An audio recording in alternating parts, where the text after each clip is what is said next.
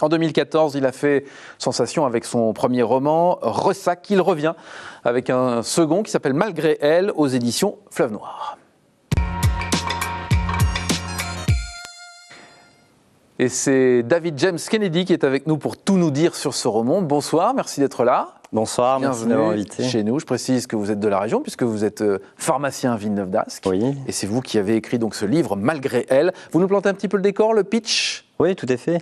Donc l'histoire commence en 1989 où un drame survient dans un lycée parisien. Et 26 ans plus tard, on va retrouver Tom, donc l'un des ados à l'époque.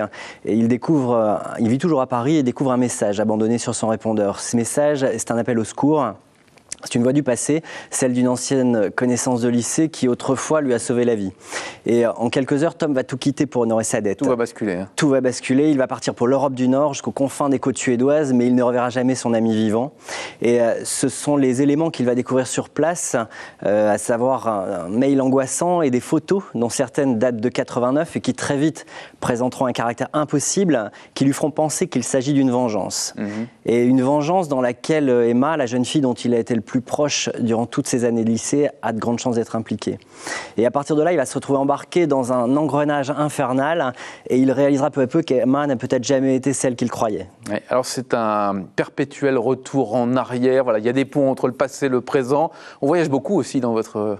Oui, les allers-retours passé-présent sont très intéressant et me fascine autant dans les films que dans les livres, hein, parce que le passé a quelque chose d'impalpable, d'inaccessible. Et ça ajoute un élément qui est formidable dans l'intrigue, puisque c'est au héros, au personnage, seul ou avec ou à plusieurs personnages, de trouver les ficelles pour pouvoir accéder aux données passées. Et la magie de l'écriture, c'est aussi de pouvoir, par l'intermédiaire des romans, revivre certains souvenirs, certaines ambiances ou sensations fortes que j'avais adorées. Ça a été un plaisir. Ouais. Mais ce qui est amusant, c'est que vos personnages, quand ils repartent dans le passé, ils n'ont pas toutes les images, ça vient petit à petit, en fait. C'est ça, finalement, les souvenirs reviennent ou pas. Voilà, et il faut savoir garder le suspense aussi. Et il faut savoir garder le suspense, on n'en dira pas trop là-dessus. En tout cas, c'est très haletant, c'est rythmé. Merci. D'où vient cette envie d'écriture ? Il y a eu Ressac en 2014, qui était un vrai succès, toujours chez Fleuve Édition, chez Fleuve Noir. D'où vient cette envie d'écriture pour vous ? L'envie d'écrire est venue de certains livres que j'ai lus sans doute sur le tard ou films que j'avais vus et qui m'ont procuré beaucoup d'émotions. Et j'ai eu envie de passer de l'autre côté de la barrière. J'ai eu envie un peu d'écrire l'histoire que j'aurais aimé lire peut-être. Et l'envie est venue de créer une histoire. Et ensuite le vecteur, ça a été l'écriture. Et comment on passe de l'envie du projet à la réalité ? On s'acharne. C'est vrai ? Ouais. Oui, on s'acharne. J'ai une formation de base qui est plutôt scientifique et je savais où pharmacien. Voilà, tout à fait. Ouais. Et je savais où je voulais aller. J'avais mon idée de départ. Ensuite, bon, évidemment, il faut beaucoup travailler pour avoir les idées qui vont venir et qui feront progresser le suspense. Mais j'imaginais la littérature avec des phrases assez longues, beaucoup de descriptions, etc. Et je me suis aperçu petit à petit que le style devait s'éclipser au profit de l'intrigue et servir l'intrigue. Et quand on est embarqué dans le rythme d'une histoire, il ne doit pas y avoir de freins, d'éléments perturbateurs qui arrivent, des destructions, elles doivent être là puisqu'on doit vivre in situ avec les personnages du livre, mais ça ne doit pas ralentir à mon goût et donc il a fallu trouver ça, ce style-là. Et vous l'avez trouvé seul ou on vous a aidé ? Non, c'est un exercice qui est très solitaire, l'écriture. Ah ouais, mais ça a été long. Vous travaillez à quel moment ? Entre deux ordonnances ?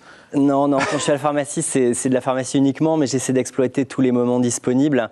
Et on a évidemment la phase rédactionnelle devant l'ordinateur, mais j'ai toujours mon téléphone qui me sert plus de dictaphone que de téléphone, et dès que j'ai une idée, je l'immortalise, ou la nuit, en général, je dors, hein, mais si je me réveille avec une idée, je l'immortalise aussi sur un vieil iPod que j'ai près de mon lit. Là, par exemple, pour notre couple et pour ce livre, Malgré elle, est venue comment l'idée ? Alors l'idée, c'est un peu particulier. C'est né d'un rêve que j'avais fait il y a quelques années et qui, je me souviens, m'avait complètement emballé. Mais je me souviens aussi qu'au réveil, il ne me restait plus grand-chose. Mais j'ai consigné ce que j'avais dans un fichier d'une dizaine de lignes. Et j'écrivais Ressac à l'époque, mais j'étais persuadé de tenir la trame de mon prochain roman. Et donc, quand des années plus tard, j'en ai commencé concrètement l'écriture, je suis reparti de ce fichier. Et j'ai trouvé que l'idée comportait des notions du film Psychose d'Hitchcock, mais qu'il fallait que je la remette au goût du jour, que j'apporte quelque chose de nouveau. Et je voulais que mes héros soient confrontés à quelque chose d'impossible, qui remontait du passé, et en même temps qu'ils subissent une pression intense tout au long du livre. Et puis il me fallait un dénouement énorme, et c'est là que la science est entrée en jeu. Dans votre précédent, à propos de votre précédent ouvrage, Franck Thillet disait un maître du suspense est né. Franck Thillet, qui est aussi un auteur de notre région, un auteur à succès. Ça fait quoi, ça ? Ça procure beaucoup d'émotions. Ça a été un cadeau royal vraiment parce que sortant de nulle part, Ressac était mon premier roman et avoir la chance d'avoir ce bandeau sur le roman, il est évident que ça a attiré l'œil des lecteurs assidus de Franck Thillet, voilà, des gens qui étaient passionnés par ce type de roman et le fait que Franck Thillet ait aimé, bon, je pense que ça m'a beaucoup aidé. Il l'a lu malgré elle ? Il l'a lu malgré elle. Alors ? Il a aimé aussi. Bon, ça va, vous nous rassurez. Nous aussi, on a beaucoup aimé. Malgré elle, David James Kennedy aux éditions Fleuve Noir. Vous connaissez déjà l'intrigue du prochain ou pas ? L'intrigue du prochain, oui, évidemment, oui, ça fait 1 an que je travaille dessus. Alors, je peux pas trop en révéler. Ça sera lié à un événement historique qui s'est passé au XXe siècle. Et il y aura encore des allers-retours passé-présent, comme je vous disais en début d'interview, ça me fascine assez. Et bon, je peux pas vraiment en dire plus, mais les 2 histoires, avec plaisir, avec grand plaisir. Oui. Vous reviendrez. Un grand merci à vous d'être venu jusqu'à nous. Et je vous rappelle, ce livre, Malgré elle, allez-y, sautez dessus aux éditions Fleuve Noir. Merci. Merci beaucoup.